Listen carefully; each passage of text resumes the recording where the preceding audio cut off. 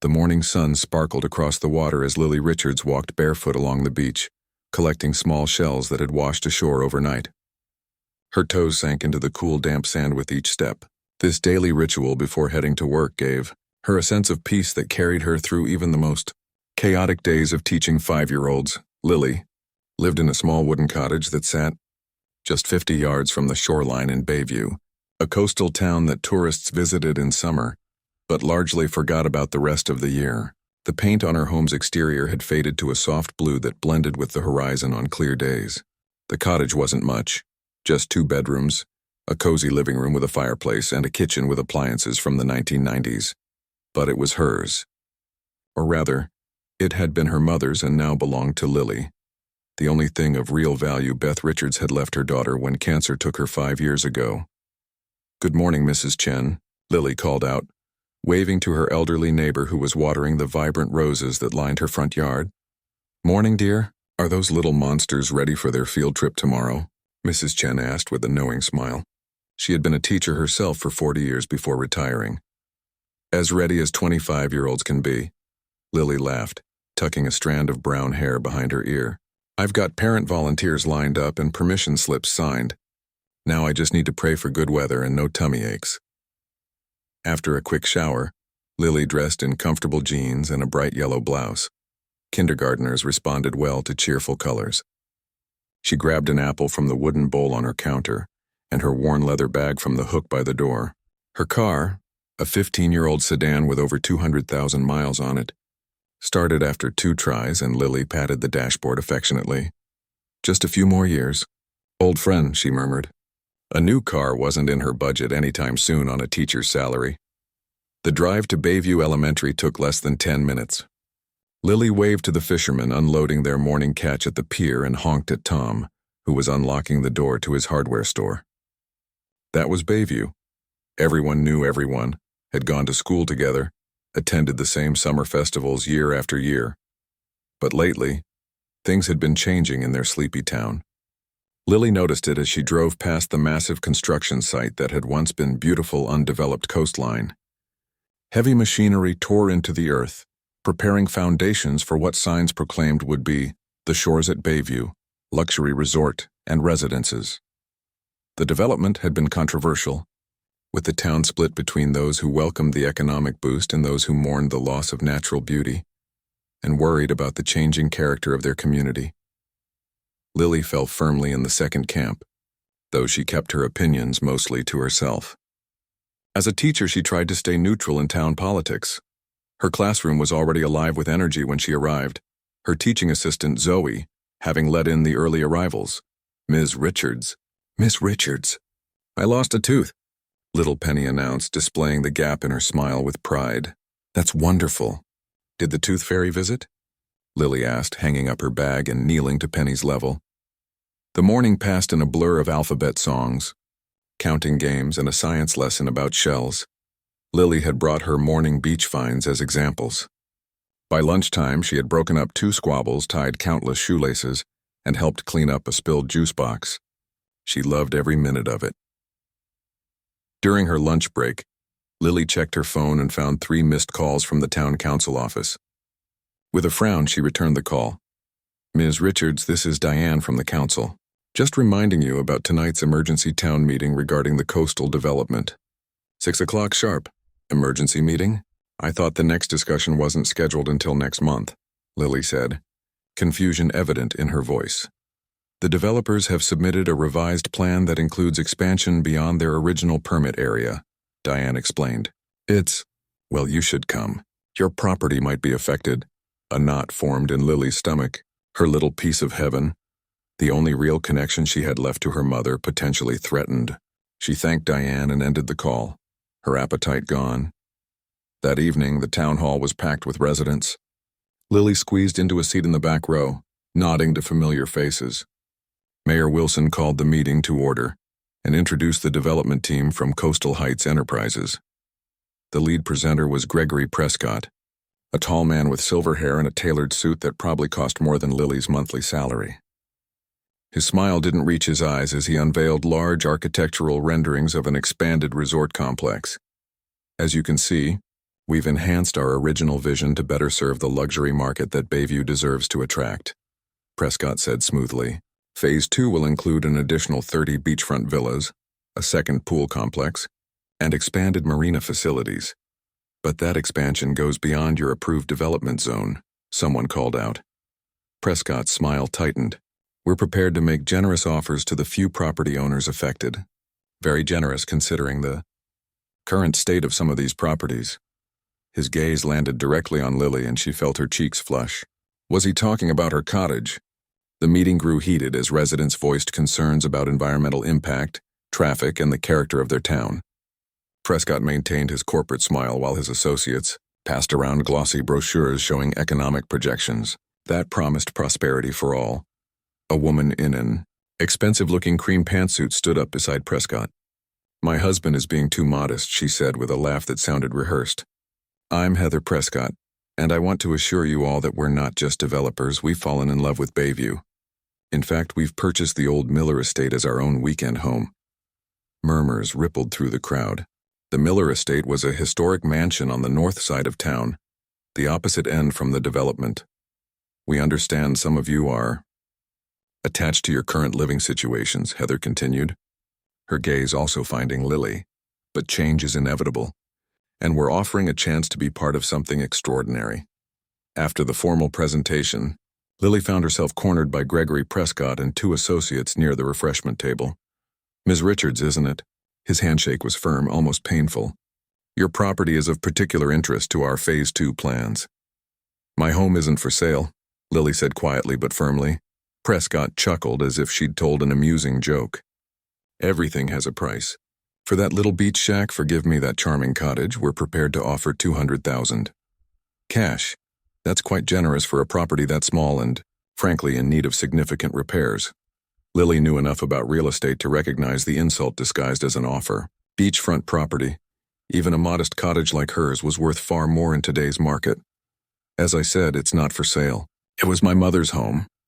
One of Prescott's associates, a younger man with slicked back hair, smirked. Sentiment doesn't pay property taxes, though, does it? Or fund a retirement, the other added. On a teacher's salary. Heather Prescott joined them, champagne flute in hand. Oh, you must be the kindergarten teacher. How sweet. You know, we've donated extensively to educational causes. Perhaps we could discuss a contribution to your school as part of our community investment package? The implication was clear. They were trying to buy her cooperation. My home is not negotiable, Lily said more firmly, her hands trembling slightly as she set down her water cup. If you'll excuse me. As she walked away, she heard Heather's voice, intentionally loud enough to reach her. Some people just don't understand business or opportunity. Imagine turning down a chance to upgrade from that quaint little shack. Laughter followed Lily out of the town hall into the cool evening air.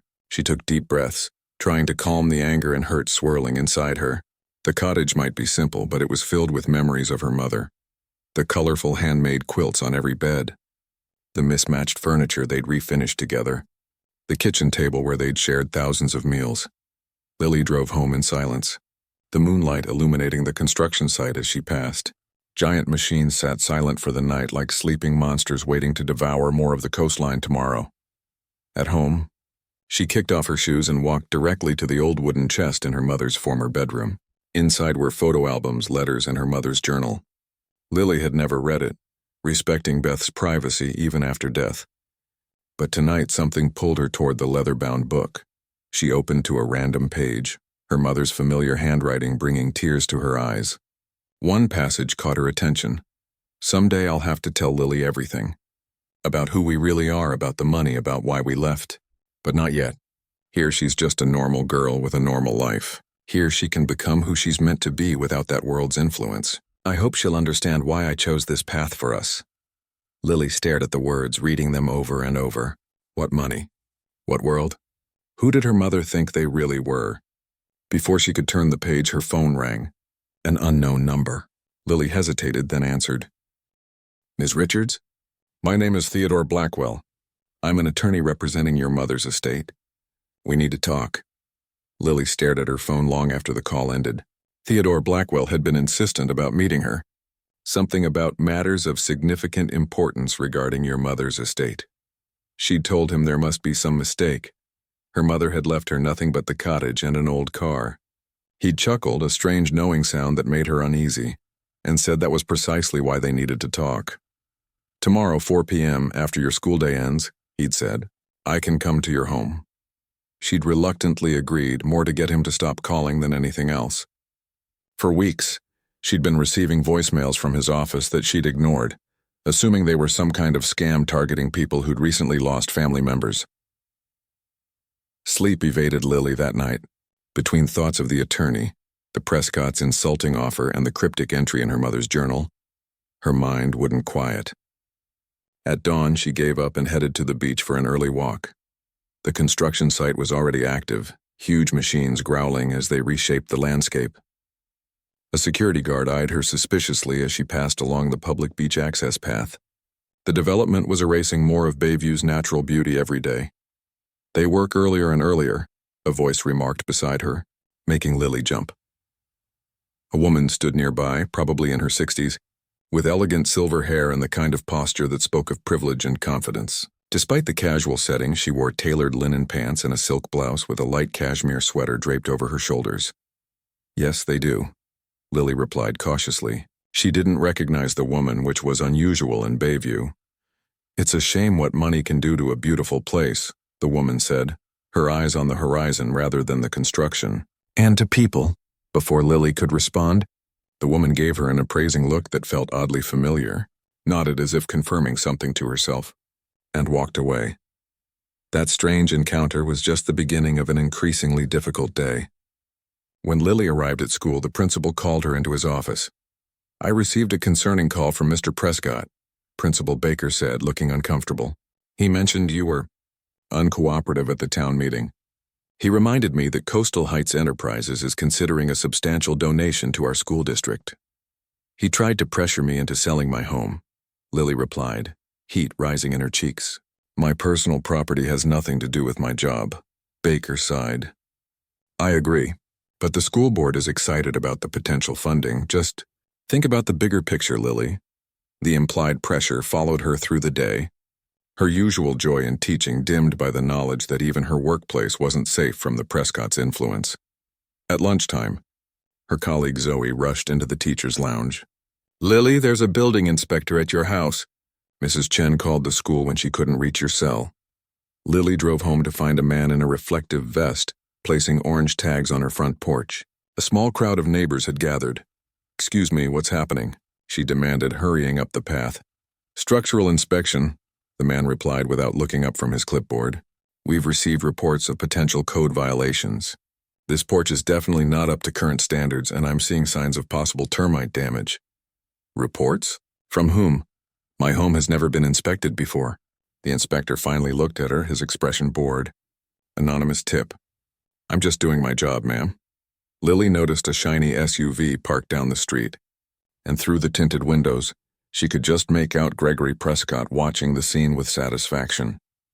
By the time the inspector left, Lily had been handed a list of violations that would cost thousands to address, money she didn't have. Her neighbors offered sympathetic words before dispersing, leaving her standing alone on her supposedly unsafe porch. The afternoon brought no relief. At exactly 4 p.m., a sleek black car pulled up, and an elderly man in an impeccable suit emerged, carrying a leather briefcase that looked as old as he was. "Ms. Richards?" "Theodore Blackwell," he said, offering a bony hand. "Thank you for agreeing to see me."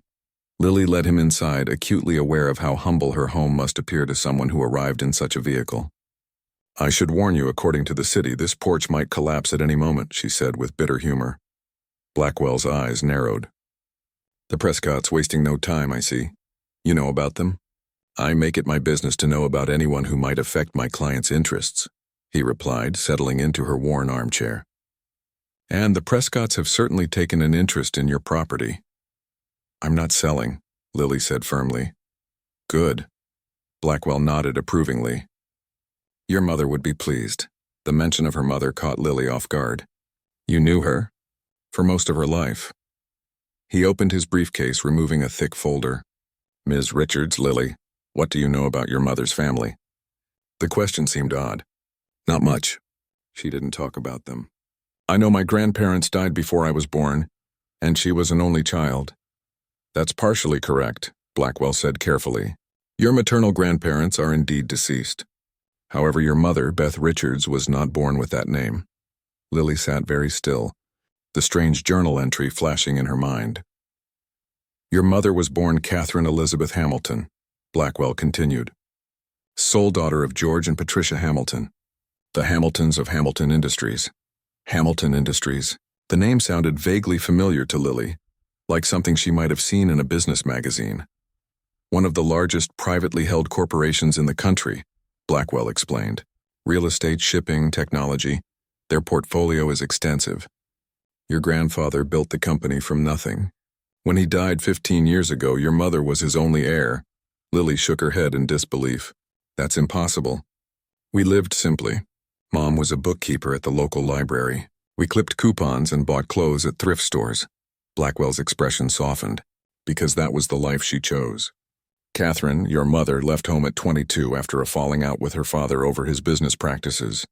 She changed her name, moved to Bayview, and built a life on her own terms. He handed Lily a photograph from the folder. A young woman with her mother's eyes and smile stood beside a stern-looking man in front of a massive stone mansion. The resemblance was undeniable.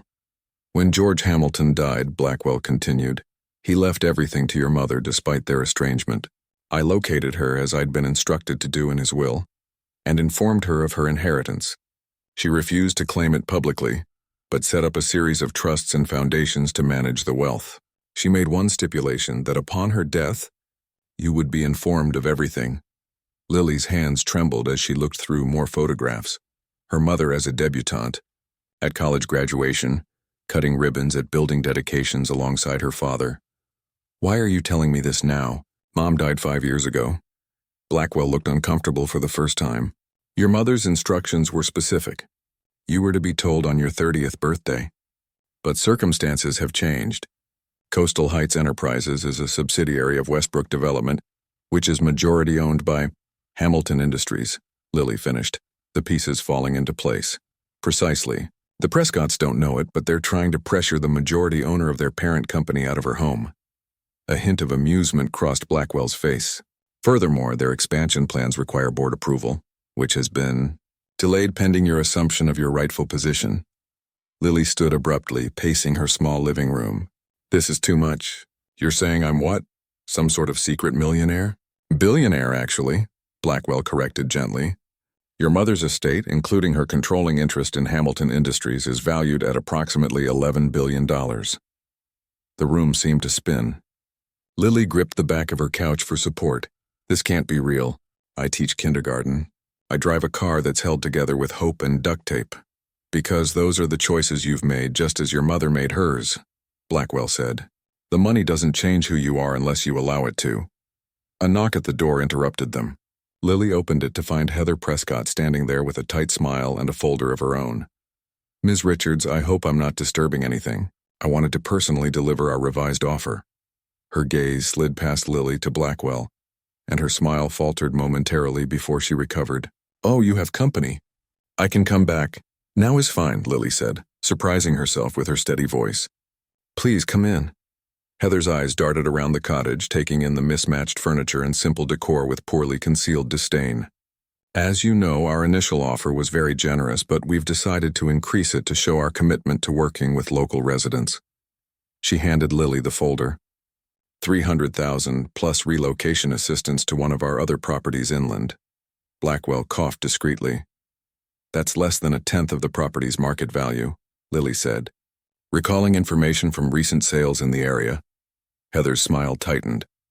The structure's condition significantly impacts the valuation. After this morning's inspection, the inspection your husband arranged? Lily interrupted. A flash of genuine surprise crossed Heather's face before she composed herself. I'm not aware of any arrangements, but surely you recognize this is an opportunity that won't come again. Someone in your financial position should consider it carefully. The condescension in her tone, the assumption that Lily was desperate and uninformed, ignited something within her. But before she could respond, Blackwell stood up. Ms. Prescott, I presume. Theodore Blackwell, legal counsel for Ms. Richards. He handed her his card. All future communications regarding this property should come through my office. I believe we're done here. Heather's perfectly manicured hand closed around the card automatically. Legal counsel? She stopped herself, but the implication hung in the air. For an incredibly valuable beachfront property. Blackwell finished smoothly. Good day, Ms. Prescott. After Heather left, visibly flustered, Lily collapsed onto her couch. What happens now? That, Blackwell said, returning to his seat, is entirely up to you. The sun had set by the time Theodore Blackwell finally left Lily's cottage. Her head throbbed with information overload.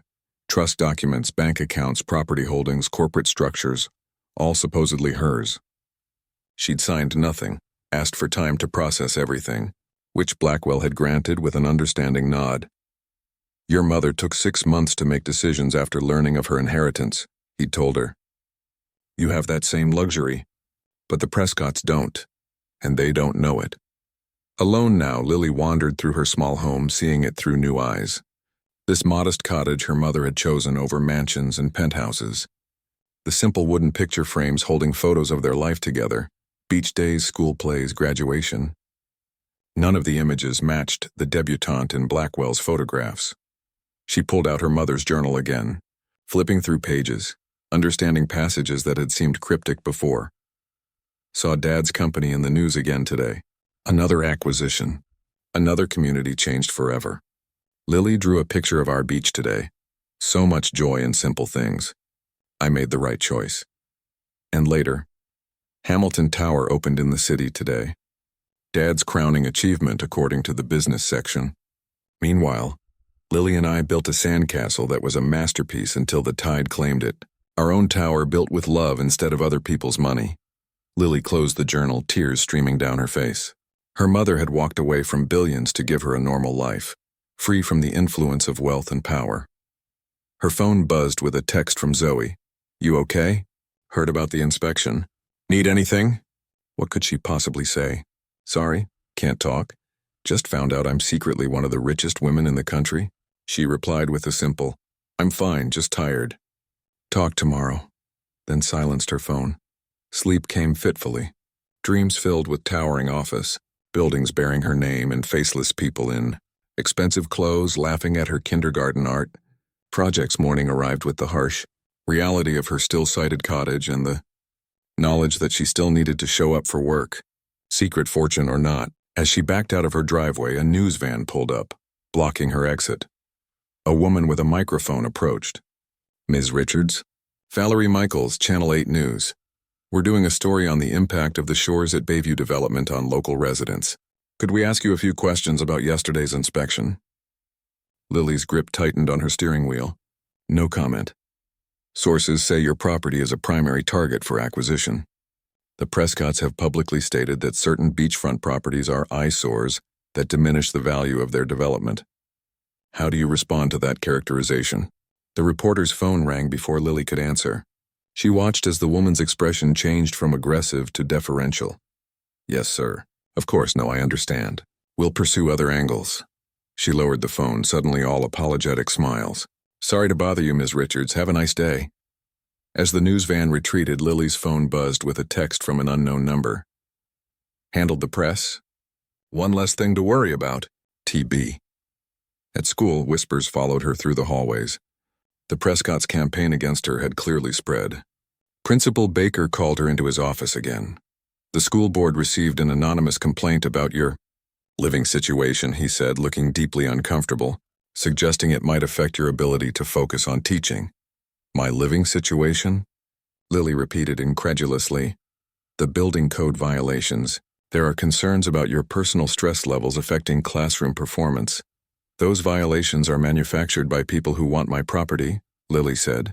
My teaching hasn't changed, Baker sighed. I know that, but the board is under pressure. The Prescotts attended the last meeting as concerned community investors. They're pushing for a formal review. They can't fire me for not selling my house. No, but they can make your life difficult. Baker looked genuinely sorry. Be careful, Lily. The day deteriorated. Further, when she found her classroom supply order had been denied due to budget constraints, the same day a large banner appeared in the hallway thanking Coastal Heights Enterprises for their generous contribution to Bayview Elementary's Technology Fund. By afternoon, Lily felt like she was living in an alternate reality, teaching shapes and colors to 5-year-olds while secretly being heir to a corporate empire, watching her small community bend to the will of people who technically worked for her. After school, instead of going straight home, she drove to the public library. Finding a quiet corner, she used a computer to search for Hamilton Industries. The company website appeared sleek and corporate, with tabs for their various divisions: real estate, technology, shipping, energy. A photo on the About Us page showed a modern glass skyscraper, Hamilton Tower, she presumed. The Our History section featured a portrait of George Hamilton, her grandfather, described as visionary founder and chairman until his death 15 years ago. There was no mention of Catherine Elizabeth Hamilton. A news search brought more results. Hamilton Industries acquiring smaller companies, developing properties, facing occasional protests over environmental concerns or community displacement. One recent article caught her eye. Hamilton board delays vote on coastal expansion. The piece mentioned unusual postponement of approval for subsidiary Coastal Heights expansion plans in several seaside communities, including the Shores at Bayview project. Lily sat back, stunned. The board was waiting for her. Her decision would determine whether the Prescotts got their expansion. Finding anything interesting? The voice startled her. The elegant silver-haired woman from the beach stood beside her, glancing at the screen. Just research, Lily said, moving to close the browser. On your family business? Good idea. You should know what you're inheriting. Lily froze. Who are you? The woman sat down beside her. Patricia Lancaster. I was Patricia Hamilton before my second marriage. She smiled at Lily's shocked expression. Yes, I'm your grandmother. But Blackwell said that your grandparents were deceased? George is. I'm very much alive, though Theodore prefers to pretend otherwise. We had disagreements about the company after your mother left. Lily studied the woman's face, noting features she recognized from the mirror: the shape of her eyes, the line of her jaw. Why are you here? Why now? I've kept tabs on Beth, your mother, over the years from a distance. She made her choice to leave that life behind. I respected it even when it broke my heart. Patricia's eyes grew distant. When she died, I wanted to contact you, but Theodore insisted on following her instructions to the letter. But now, with the Prescotts forcing the issue, she smiled thinly. I never liked those two. Gregory worked for us years ago, always ambitious, never ethical. Lily's head was spinning again. So you've been watching me? Occasionally. From a distance. Until yesterday when I saw how they're treating you. Patricia's expression hardened. The Hamiltons built their company with their own hands. We don't let people like the Prescotts push us around. I'm not sure I want to be a Hamilton, Lily admitted. Mom left all that behind for a reason. Patricia nodded. She did. Your mother saw how wealth changed your grandfather, made him harder, less compassionate. She wanted a different life for herself, for you. She reached into her bag and pulled out a small leather-bound book, Beth's journal from her college years. She gave it to me before she left. I thought you might want it. Lily took the book, running her fingers over the worn cover. Thank you. Whatever you decide about the company, the money, the Prescotts, it should be your choice, not what your mother would have wanted or what Theodore thinks is best. You're a Hamilton and a Richards. You get to decide what that means. As Patricia stood to leave, Lily asked, Did you send Blackwell to me early? Before my 30th birthday? Her grandmother smiled. Let's just say I made sure he knew about the Prescott's plans for your beach. The timing seemed appropriate. That evening, Lily sat on her porch swing, supposedly structurally unsound according to the Prescott's inspector, reading her mother's college journal. The young Catherine's words revealed her growing discomfort with her family's wealth and business practices, her desire for a simpler, more meaningful life. The final entry read, Dad wants me to head the new Coastal Development Division after graduation. Says it's time I learned how to maximize property values. Today he showed me plans to buy out a small fishing village, tear it down, build condos. When I asked about the families who've lived there for generations, he said, they'll be compensated. Progress requires change. I can't be part of this anymore. I need to find my own way. Lily closed the journal, watching the sunset over the water. Her mother had walked away from wealth and power to protect communities like Bayview. Now those same forces were threatening the life she'd built. Her phone rang. Blackwell again. Ms. Richards, the Hamilton Industries Board has called an emergency meeting for Friday regarding the Bayview expansion. They're requesting your presence. As the majority shareholder, you have the final say. I haven't decided anything yet, Lily protested. You don't need to make permanent decisions now, but your presence alone would complicate the Prescott's plans. Lily thought of her sighted cottage, the pressure on her job, the news van in her driveway. She thought of her mother's words about progress and change, about communities worth protecting. I'll be there, she said finally, but on one condition. Nobody tells the Prescotts who I really am. Not yet. As you wish, Blackwell replied, and she could hear the smile in his voice. Shall I send a car for you? Lily looked at her old sedan in the driveway, held together with duct tape and hope. For the first time, she allowed herself a small smile. Yes, she said, I think it's time for a change. Friday morning arrived with a sense of unreality. Lily stood in front of her small bathroom mirror, hardly recognizing herself. After calling in a personal day at school, her first in 3 years, she'd found a package on her doorstep containing a tailored charcoal gray suit and a note from her grandmother. Armor for the battlefield. No need to be flashy. Power speaks for itself. The suit fit perfectly. Patricia had clearly been paying attention over the years. Lily had spent the previous evening reading both journals and researching Hamilton Industries until her eyes burned. She'd learned about their holdings, their corporate structure, their charitable foundation, and their recent ventures. She'd studied photographs of board members she would meet today, familiarizing herself with the faces of people who had no idea their company belonged to a kindergarten teacher from a small coastal town. At precisely 9 a.m., a sleek black car pulled into her driveway. The driver, a woman with a kind smile, opened the door for her. Good morning. Ms. Richards, I'm Diana. Mr. Blackwell asked me to escort you to the city. The 2-hour drive passed in a blur of coastal scenery, gradually giving way to urban sprawl. Diana respectfully gave Lily space to gather her thoughts, speaking only when asked a direct question. They pulled into an underground parking garage beneath a gleaming glass tower. Hamilton Tower, the crown jewel of her grandfather's empire. Blackwell met her at a private elevator. Ms. Richards, you look... He paused, seemingly struck by her transformation. Your mother would be proud. I'm not sure she would, Lily replied honestly. She left all this behind. She left the trappings, not the responsibility, Blackwell countered gently. The board meeting starts in 30 minutes. The Prescotts will be presenting their expansion plans, including the Bayview project. He handed her a tablet. I've prepared briefing notes. As we discussed, no one except Chairman Walters knows your true identity. To everyone else, you're my associate observing the meeting. The executive floor was a world of hushed voices, expensive artwork, and floor-to-ceiling windows offering panoramic city views. Lily felt out of place yet strangely at home, as if some cellular memory recognized this environment her mother had fled. This way, Blackwell directed her to a small conference room. We can wait here until... Theodore! A booming voice interrupted him. A tall man with silver hair and piercing eyes approached. Is this her? Chairman Walters, Blackwell acknowledged with a nod. May I introduce Catherine Richards, daughter of Catherine Elizabeth Hamilton? The man's eyes widened slightly as he took in Lily's appearance. Remarkable resemblance to your mother. I worked with her father, your grandfather, for 20 years. He extended his hand. Robert Walters, I've been keeping your seat warm. Lily shook his hand, finding his grip firm but not domineering like Gregory Prescott's. Thank you for your discretion about my identity. Walters nodded. Your mother valued her privacy. I respect that same desire in you. His expression turned serious. The Prescotts are already here making the rounds, lobbying board members.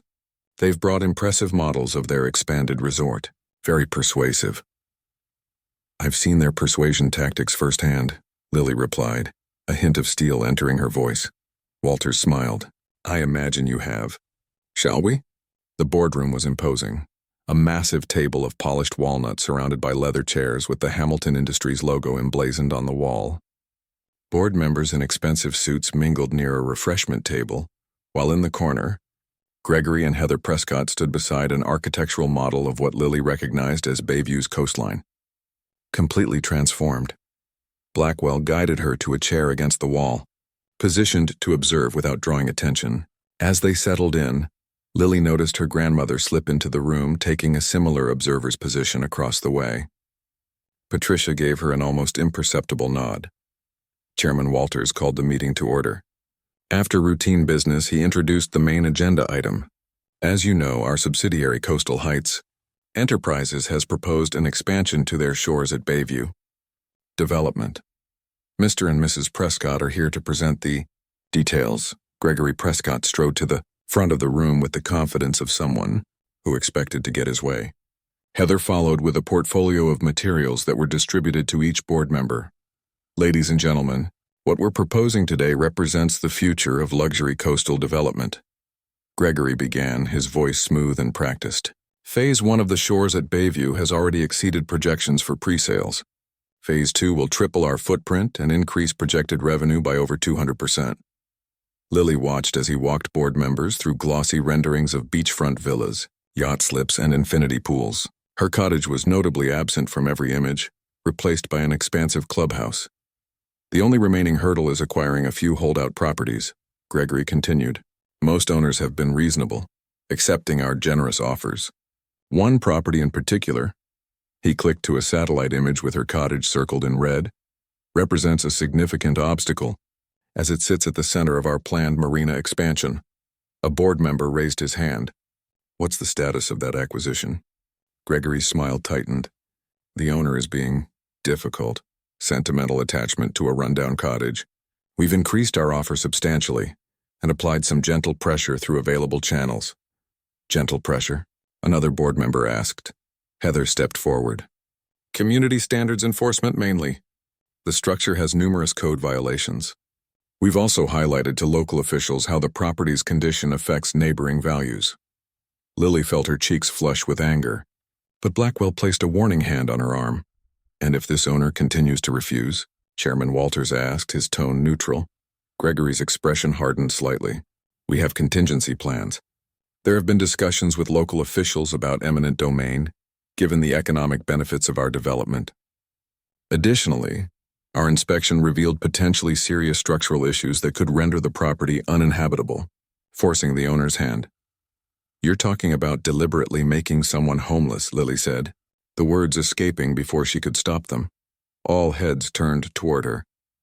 Gregory's eyes narrowed, not immediately recognizing her in the suit with her hair pulled back professionally.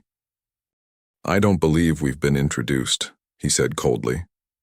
This is Ms. Richards, my associate, Blackwell explained smoothly.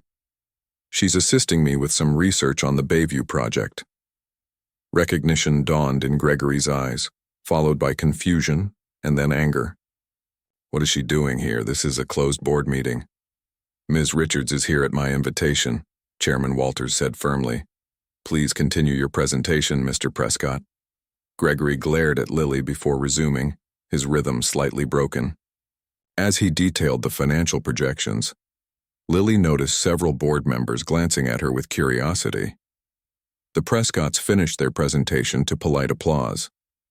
Thank you, Mr. and Mrs. Prescott, Walters said.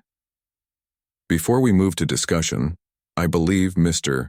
Blackwell has some relevant information to share. Blackwell stood, adjusting his glasses. Thank you, Chairman Walters. Ladies and gentlemen of the board, the property in question that Mr. Prescott referenced has a complicated ownership history that impacts today's decision. He nodded to Lily, who rose to stand beside him. This is Catherine Richards. Some of you may have already noticed her resemblance to another Catherine, Catherine Elizabeth Hamilton, daughter of our founder. Murmurs rippled through the room. The Prescotts exchanged bewildered glances. Ms. Richards is Catherine Hamilton's daughter and George Hamilton's granddaughter. Under the terms of Mr. Hamilton's will and the company charter, she holds controlling interest in Hamilton Industries and all its subsidiaries, including Coastal Heights Enterprises. The room fell silent. Gregory's face drained of color as he looked from Blackwell to Lily and back again. That's absurd, he finally sputtered. Catherine Hamilton disappeared decades ago. There was no daughter. I assure you, the legal documentation is ironclad, Blackwell replied. DNA confirmation, birth records, and Mr. Hamilton's explicit designation of his granddaughter as heir, regardless of her mother's choices. Heather Prescott gripped the edge of the conference table. You're the cottage owner. The teacher. Yes, Lily said simply. This is some kind of joke, Gregory insisted, looking to the board members for support. A kindergarten teacher from nowhere suddenly inherits one of the largest corporations in the country? It's preposterous. Not as preposterous as describing building code enforcement and media harassment as gentle pressure, Lily replied evenly. Chairman Walters cleared his throat. I've personally verified Ms. Richards' identity and her legal standing. She is, in fact, the majority shareholder of Hamilton Industries. The reality of the situation began to sink in across the room. Quarty di Noan. Members stared at Lily with new interest while the Prescotts looked shell-shocked. So, Lily said, stepping forward, let's discuss this Bayview expansion, particularly your plans for my rundown cottage. I believe you mentioned contingency plans involving eminent domain and making my home uninhabitable. Gregory's expression shifted from shock to calculation. Now, Ms. Richards, business is business. We couldn't have known your connection to the company. Perhaps we can reach a new arrangement that satisfies everyone. I'm sure we can, Lily agreed, her voice calm. Starting with a complete redesign of the Bayview project that preserves the existing community and natural coastline. That would gut the profit projections, Heather protested. Then I suggest you find more creative architects, Lily replied, because the current plan will never be approved while I hold majority shares. You can't just walk in here and overturn months of planning, Gregory said, his voice rising. You know nothing about this business. You're a teacher. Yes, I am, Lily acknowledged. And today's lesson is about consequences. She turned to address the board. Ladies and gentlemen, I move that we table the shores at Bayview expansion, pending a complete environmental and community impact review, with input from local residents. I second the motion, Patricia called from her observer seat, standing up. More murmurs as board members recognized the former Mrs. Hamilton. Chairman Walters called for a vote, and hands rose around the table. The motion passed overwhelmingly. As the meeting adjourned, the Prescotts stood frozen, watching their project crumble before their eyes. Lily approached them, extending her hand. Mr. and Mrs. Prescott, I believe we should schedule a private meeting to discuss your future with Coastal Heights Enterprises. Monday morning, perhaps, my cottage or your office, your choice. The weekend passed in a blur of meetings with Blackwell, calls with Chairman Walters, and long walks on the beach with her grandmother, who shared stories about the mother Lily had never fully known. Patricia moved into Bayview's only bed and breakfast, insisting on staying nearby until things settle. By Sunday evening, Lily sat on her porch swing, watching the sunset over the water, trying to reconcile the two lives suddenly colliding, the simple kindergarten teacher, and the billionaire heiress to a corporate empire. You're overthinking it, Patricia said, joining her with 2 mugs of tea. You're still you. The money doesn't change that unless you let it. Mom walked away from all this, Lily replied, accepting the tea. She must have had good reasons. She did. Patricia gazed out at the horizon. Your grandfather changed as Hamilton Industries grew, became harder, more focused on expansion than on people. Your mother couldn't bear watching communities like this one get swallowed up by progress. So she left, built a life based on what really mattered to her. And now I have to decide what matters to me, Lily said softly. Monday morning arrived with clouds threatening rain. Lily chose to wear her usual clothes, simple slacks and a blue blouse, rather than another power suit. The Prescotts had chosen to meet at her cottage, probably hoping the humble setting would somehow negate the reality of her position. They arrived precisely at 9 a.m., looking uncomfortable and out of place on her structurally unsound porch. Gregory had traded his usual commanding presence for a deferential posture, while Heather's cutting smile had been replaced by nervous lip-biting. Please, come in, Lily said, showing them to her small living room where Blackwell and Patricia already waited. The Prescotts froze momentarily upon seeing Patricia, clearly recognizing the former Mrs. Hamilton from company photos and events. Mrs. Hamilton, Gregory stammered. We had no idea you were involved with this situation. It's Mrs. Lancaster now, Patricia corrected coolly. And I became involved the moment you started harassing my granddaughter. The Prescotts exchanged alarmed glances as they took seats on Lily's worn couch, Heather immediately launched into damage control. Ms. Richards, or should I say Ms. Hamilton, we want to sincerely apologize for any misunderstandings. Our approach to acquiring properties sometimes appears more aggressive than intended. It's simply business, nothing personal. It felt very personal when you mocked my quaint little shack at the town meeting, Lily replied calmly. Or when you spilled your coffee on me at the school fundraiser and offered to buy me something suitable to wear. Heather paled. That was. And the building inspector? Lily continued. The pressure on my principal? The news van? Were those just business too? Gregory cleared his throat. We clearly overstepped. Had we known your connection to Hamilton Industries, that's exactly the problem, Lily interrupted. You shouldn't treat anyone that way, regardless of who they are or what they own. She set her mug down carefully. My mother left all this behind because she saw how wealth and power can corrupt people's values. Looking at how you've conducted yourselves, I understand her concerns. Blackwell opened his briefcase, removing a folder. Ms. Richards has asked me to outline her decisions regarding Coastal Heights Enterprises and the Bayview project specifically. The Prescotts tensed visibly. First, Blackwell began, the current Shores at Bayview development will continue with significant modifications. All existing construction will be completed, but Phase 2 will be redesigned with substantial community input and environmental protections. Gregory began to protest, but Blackwell continued without pause. Second, Coastal Heights will establish a community trust that guarantees affordable housing for local residents and preserves 60% of the remaining undeveloped coastline as public space, and that's financially unsustainable, Gregory objected. Our investors will receive fair returns, Blackwell assured him. Just not the excessive profits initially projected. And finally, Lily said, leaning forward, regarding your positions with the company. The Prescotts held their breath. You're both clearly talented at what you do, Lily acknowledged. Your presentations were polished, your financial projections solid. You know the business. What you lack is compassion and ethics.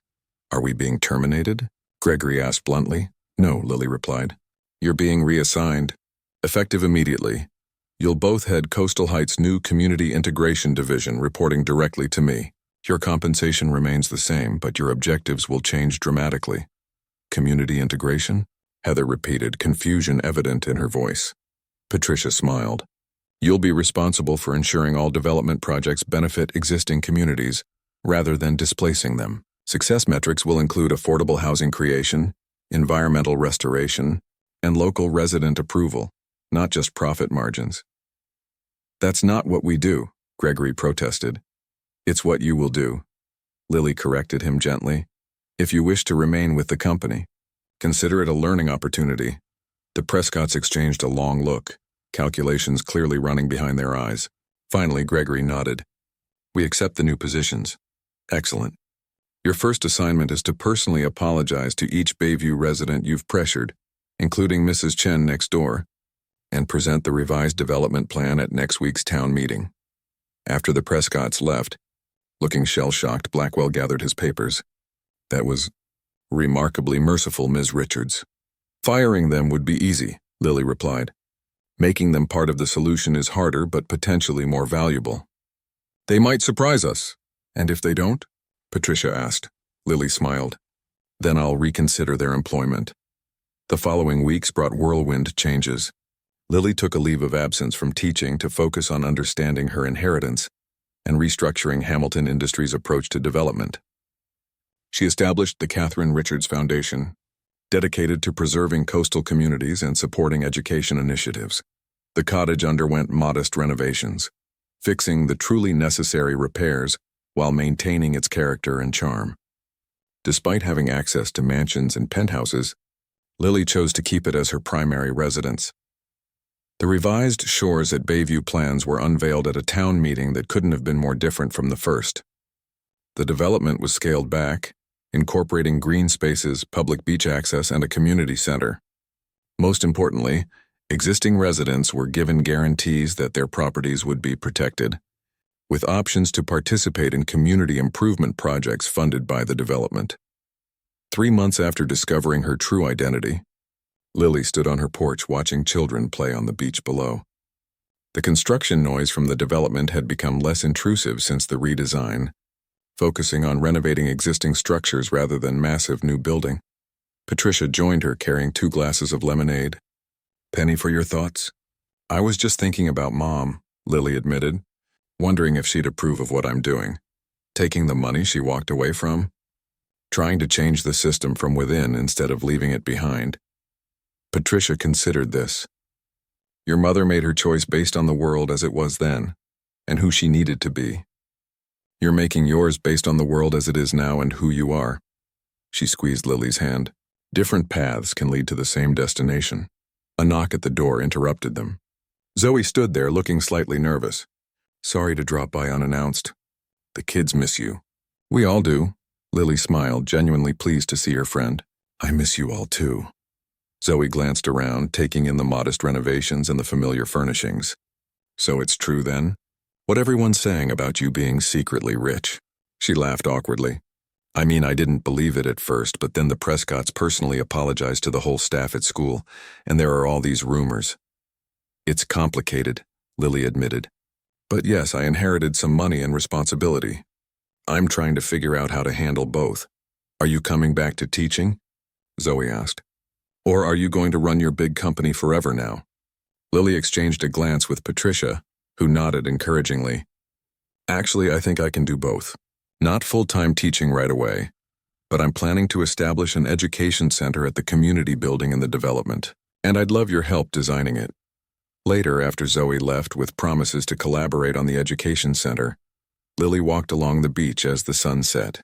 She stopped at the spot where she'd first met her grandmother, where the construction had once seemed poised to swallow everything she loved about Bayview. The machinery still stood there, but now it was being used to restore the dunes that had been damaged in the initial construction. Workers were planting native grasses under the supervision of local environmental experts. Gregory Prescott stood among them, looking out of place in work boots and a Hamilton Industries polo shirt instead of his usual suit. He was listening intently as an older local fisherman explained something about the dune ecosystem. When he spotted Lily, he walked over, clearly still uncomfortable in her presence, but making an effort. "Ms. Richards, the restoration team has finished the initial plantings. We should see results by spring." "That's excellent news," Lily replied. "How are you finding your new role?" Gregory hesitated. "Different. Challenging in ways I didn't expect." He gestured toward the fisherman. "Joe there has been teaching me about how the dunes protect the inland areas during storms. I've been developing for 20 years and never considered that." "And Heather?" Lily asked. "She's actually thriving," he admitted with a hint of surprise. "She's organizing the community art installation for the public spaces. Turns out she has quite an eye for local talent." As Gregory returned to his work, Lily continued walking, smiling to herself. Money and power hadn't changed who she was, but perhaps they could help her change how business was done. One development, one community, one person at a time.